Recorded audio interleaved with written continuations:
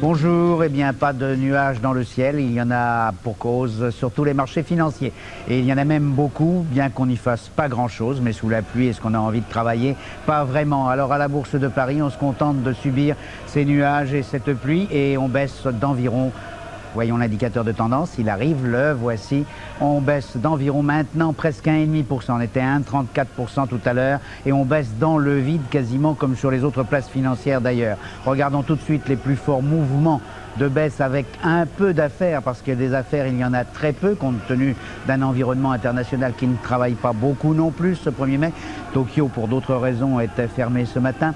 Et vous voyez ici les principaux mouvements de repli sur des grandes sociétés, parce que tout simplement, c'est encore sur celle-ci qu'il y a le plus de volume d'affaires. Disons, quand ça dépasse 30 000, c'est déjà beaucoup, 30 000 titres échangés, bien sûr. Il en va de même du côté des privatisés, où là aussi, le volume d'affaires a décru sensiblement. En tête de ce tableau, voyez-vous TF1, avec 1600 titres seulement, ce qui prouve bien que ça n'a pas grande signification. La Société Générale, 13 000 titres échangés. Le Suez, un petit peu plus, 43 000.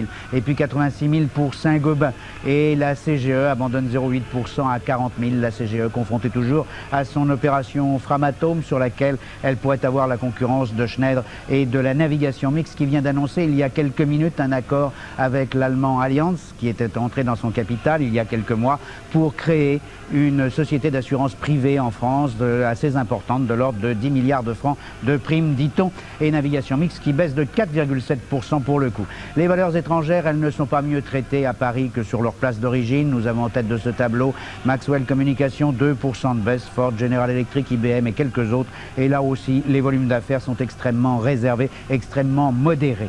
Il faut dire que les places étrangères font preuve de baisse, de faiblesse aujourd'hui aussi. Je vous disais tout à l'heure que Tokyo était fermé, Londres est en repli de 1%, la bourse de Francfort baisse presque autant, 0,8% pour le moment, et celle de New York, je vous le rappelle, a baissé vendredi soir de 1,2%. En revanche, c'est le calme complet sur les monnaies. Il faut dire que beaucoup de banques ne travaillent pas aujourd'hui. 5 francs 64 pour le dollar, le mark à 3,3570 et le yen à 3,5370 avec la livre sterling à 9,1664 varie bien peu. La livre sterling est même en reprise, ce qui témoigne bien de ces jours de fête. Et puis du côté des métaux précieux, bien, nous avons l'once d'or fin à 371,55 $, peu de variation. Le lingot perd 450 francs et le Napoléon 3 francs à 406 francs. Des hausses tout de même, il y en a eu quelques-unes, Eurocom, Baye Équipement, Nixdorf aux étrangères et la De Beers, là aussi avec des volumes d'affaires très faibles et des variations qui ne sont pas très importantes, de l'ordre de 2 à 3%. Pour plus d'informations, votre Minitel 3615, code TF1 bien sûr. Au revoir et bon 1er mai.